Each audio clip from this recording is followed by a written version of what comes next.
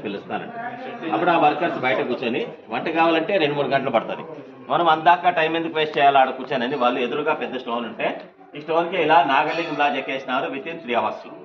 ఆమె వంట చూసి వచ్చే లోపల మొత్తం చెక్కేస్తారు. ఆమె బయటకు వచ్చి చూసి ఆశ్చర్యపడుతుంది, ఇంత తొందరగా ఇట్లా చెక్కినారబ్బా వీళ్ళు అని. ఆశ్చర్యం అంటే మనం దృష్టి అంటాం చూడండి.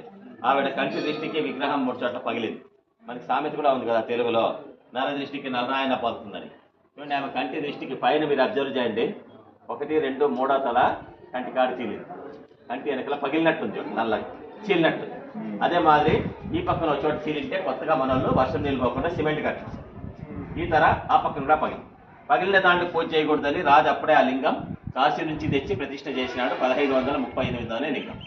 ఇక్కడ ఈశ్వరుడు ఉన్నాడంటే ఎదురుగా నంది ఉండాలి. అప్పుడే దీని ఎదురుగా ఊరి బయట పెద్ద కొండ ఉంటే ఆడ నందిలాగా చెక్కినారు. మెయిన్ రోడ్లో మళ్ళీ మీరు పోయి చూస్తారు, అది కరెక్ట్ దీని ఎదురుగా ఉంది. అది నెంబర్ 1 ఇండియాలో.